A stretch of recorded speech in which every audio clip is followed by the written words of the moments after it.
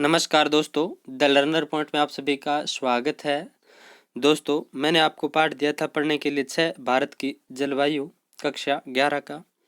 आज इसका टेस्ट है। कल आपको पाठ 7 पढ़ना है भारत का मानसून तंत्र। ठीक है, भारत का मानसून यही है दोस्तों। हाँ, भारत का मानसून तंत्र पेज 199। तो ये पाठ पढ़ना है दोस्तों। कल आपका पाठ 7 का टेस्ट रहेगा। तो पहला प्रश्न आपके सामने है स्क्रीन पर। यदि भूमध्य रेखा भारत के मध्य से गुजरती है तो भारत की जलवायु होती। यदि भूमध्य रेखा भारत के मध्य से गुजरती तो भारत की जलवायु कैसी होती? तो बताइए दोस्तों। यदि भूमध्य रेखा भारत के मध्य से गुजरती तो भारत की जलवायु कैसी होती? उष्ण एवं आर्द्र, उष्ण व शुष्क, शीत व आर्द्र या शीत व शुष्क। तो इसका राइट आंसर क्या हो जाएगा? एक नंबर का ए। यदि भूमध्य रेखा भारत के मध्य से गुजरती तो भारत की जलवायु उष्ण और आर्द्र प्रकार की होती। नेक्स्ट है, यदि पश्चिमी घाट नहीं होते तो पश्चिमी तटीय भागों में वर्षा होती। अधिक, कम, बिल्कुल नहीं, अनिश्चित। यदि पश्चिमी घाट नहीं होते तो पश्चिमी तटीय भाग में वर्षा होती। अधिक, कम, बिल्कुल नहीं, अनिश्चित। तो 2 का राइट आंसर क्या हो जाएगा? बी हो जाएगा, कम। यदि पश्चिमी घाट नहीं होते तो पश्चिमी तटीय भागों में वर्षा होती तो कम होती। कितनी क्या होती? कम होती। नेक्स्ट है, निम्नलिखित में से किस समुच्चय के राज्यों में वार्षिक वर्षा 200 सेमी से अधिक होती है? ये पाठ्य पुस्तक का पीछे वाला प्रश्न है दोस्तों। तो देखिए, ए है नागालैंड, मेघालय, मणिपुर, अरुणाचल प्रदेश। बी है मेघालय, मणिपुर, उत्तर प्रदेश, मध्य प्रदेश। सी है नागालैंड, तमिलनाडु, अरुणाचल प्रदेश, पश्चिम बंगाल। डी है मध्य प्रदेश, मणिपुर, उत्तर प्रदेश एवं मेघालय। तो इसका राइट आंसर क्या हो जाएगा? निम्नलिखित में से किस समुच्चय के राज्यों में वार्षिक वर्षा 200 सेमी से अधिक होती है? तो 3 का राइट आंसर हो जाएगा ए। क्या हो जाएगा? ए। नेक्स्ट है, भारत की जलवायु को कहते हैं शीतकालीन, ग्रीष्मकालीन, शरदकालीन या मानसूनी। तो भारत की जलवायु कैसी है दोस्तों? यानी भारत की जलवायु का प्रकार कौन सा है? तो भारत की जलवायु है वो मानसूनी प्रकार की है। कौन सी? मानसूनी। तो राइट आंसर क्या हो जाएगा? डी। 4 का क्या हो जाएगा? डी। भारत की जलवायु कैसी है? मानसूनी प्रकार की। नेक्स्ट है, निम्न में से जलवायु को प्रभावित करने वाले कारक नहीं है। समुद्र तल से ऊंचाई, पवनों की दिशा, पवनों की स्थिति, विषुवत रेखा से दूरी। तो दोस्तों, निम्न में से जलवायु को प्रभावित करने वाला कारक नहीं है विषुवत रेखा से दूरी। बाकी दोस्तों, समुद्र तल से ऊंचाई प्रभावित करती है, पर्वतों की दिशा और पर्वतों की स्थिति भी प्रभावित करती है भारत की जलवायु को। नेक्स्ट है, भारत सरकार के मौसम विभाग ने मानसून काल को ध्यान में रखते हुए वर्ष को कितनी ऋतुओं में बांटा है? 5, 4, 8 या 3। तो 6 का राइट आंसर क्या हो जाएगा? बी, 4। भारत सरकार के मौसम विभाग ने मानसून काल को ध्यान में रखते हुए वर्ष को कितनी ऋतुओं में बांटा है? 4 ऋतुओं में।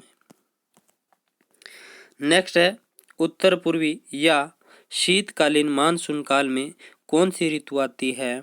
शीत ऋतु, ग्रीष्म ऋतु, वर्षा, शरद ऋतु, शीत ग्रीष्म ऋतु। तो 7 का राइट आंसर क्या हो जाएगा? डी हो जाएगा, शीत ग्रीष्म ऋतु।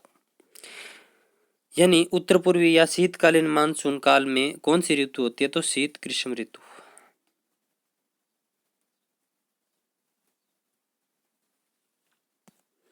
यानी एक साइड शीत ऋतु होगी, एक साइड ग्रीष्म ऋतु होगी। बात यही है। नेक्स्ट है, दक्षिणी पश्चिमी या ग्रीष्मकालीन मानसून काल में कौन सी ऋतु आती है? दक्षिण पश्चिमी या ग्रीष्मकालीन मानसून में कौन सी ऋतु आती है? वर्षा ऋतु, ग्रीष्म ऋतु, वर्षा, शरद ऋतु या शीत ऋतु। तो दोस्तों, 7 का राइट आंसर क्या हो जाएगा?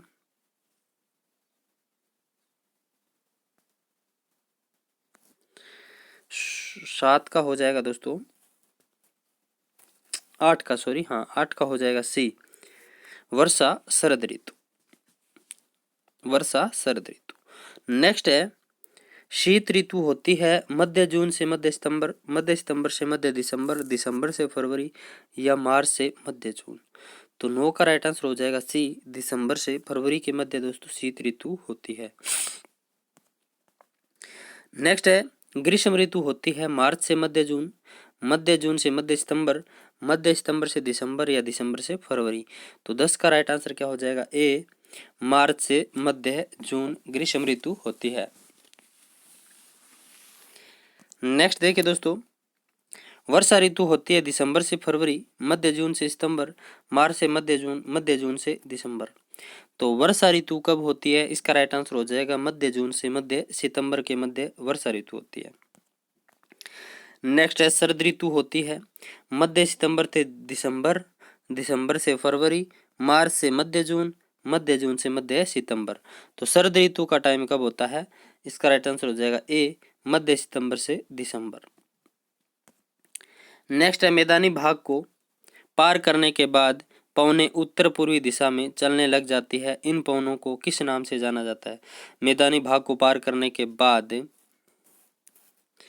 पवने उत्तर पूर्वी दिशा में चलने लग जाते हैं, इन पवनों को किस नाम से जाना जाता है। दक्षिणी पूर्वी मानसूनी पवने, उत्तर दक्षिणी मानसूनी, या पूर्वी उत्तरी मानसूनी, या उत्तरी पूर्वी मानसूनी।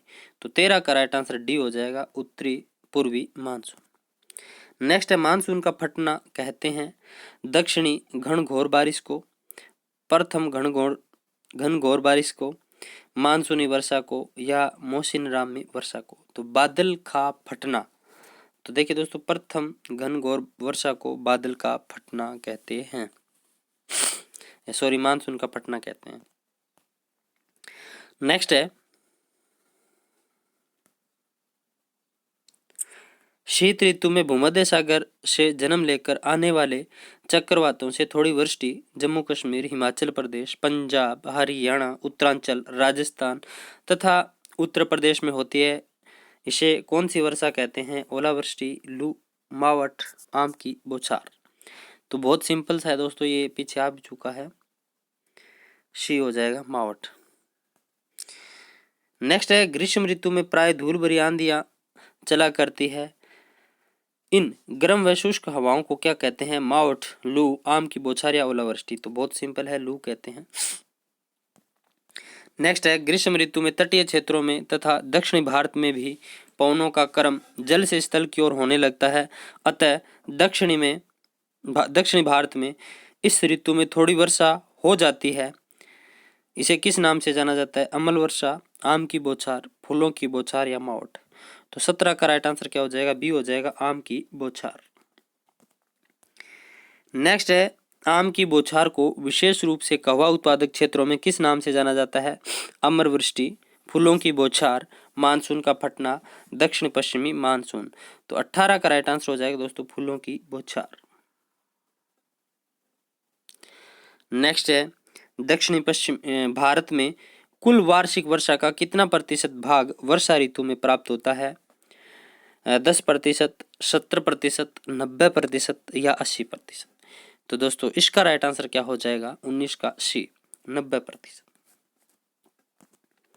नेक्स्ट है प्रायद्वीपीय भारत की स्थिति के कारण ग्रीष्मकालीन मानसून पवने कितनी शाखाओं में विभक्त हो जाती है। तो दोस्तों 2 शाखाओं में विभक्त हो जाती है। नेक्स्ट है देश के कितने प्रतिशत वर्षा शरदकालीन मानसून तथा चक्रवात से प्राप्त होती है, यानी देश को कितने प्रतिशत वर्षा शरदकालीन मानसून तथा चक्रवात से प्राप्त होती है, 20%, 10%, 50%, 10%, 70%। तो दोस्तों 21 का राइट आंसर क्या हो जाएगा, बी हो जाएगा, 10%। नेक्स्ट है मोसिनराम नामक स्थान किन पहाड़ियों में स्थित है, वेरी वेरी इंपॉर्टेंट है दोस्तों। मोसिनराम भारत का सर्वाधिक वर्षा वाला स्थल किन पहाड़ियों में स्थित है, गारो की पहाड़ियां, खासी की पहाड़ियां, शिमला की पहाड़ियां, नैनीताल की पहाड़ियां। तो ध्यान रखना दोस्तों, खासी की पहाड़ियों में स्थित है मोसिनराम स्थान। नेक्स्ट है ग्रीष्म ऋतु में सर्वाधिक वायुदाब पाया जाता है, अरब सागर, हिंद महासागर, प्रशांत महासागर या बंगाल की खाड़ी। तो 23 का राइट आंसर क्या हो जाएगा, बी हो जाएगा, हिंद महासागर में ग्रीष्म ऋतु में सर्वाधिक वायुदाब पाया जाता है। नेक्स्ट है किस नियम के अनुसार पवनें दिशा बदलकर अपने दाहिनी ओर मुड़ जाती है, फेरेल का नियम, कोटियाकार नियम, कोपेन का नियम, थॉर्नवेट का नियम। तो जो इसका राइट आंसर हो जाएगा दोस्तों फेरल का नियम। 25 नंबर है, मोहसिन राम नामक स्थान पर कितने सेमी से अधिक वर्षा होती है? 1200 सेमी से, 1500 सेमी से, 1300 सेमी से या 1700 सेमी से? तो 25 का राइट आंसर हो जाएगा सी, 1300 सेमी से अधिक। तो ये थे दोस्तों आज के महत्वपूर्ण प्रश्न। आपको कैसे लगे मुझे कमेंट बॉक्स में आप जरूर बताना। और दोस्तों आपको कल पाठ पढ़ना है 7। और एक बात और दोस्तों, आप रीट की न्यूज़ पर ध्यान ना दें। रीट जब भी हो आप अपनी तैयारी जिस स्तर से चल रही है उस स्तर से करते रहें, निश्चित रूप से आपको सफलता मिलेगी। और यदि आप तनाव में आएंगे तो सफलता नहीं मिलेगी।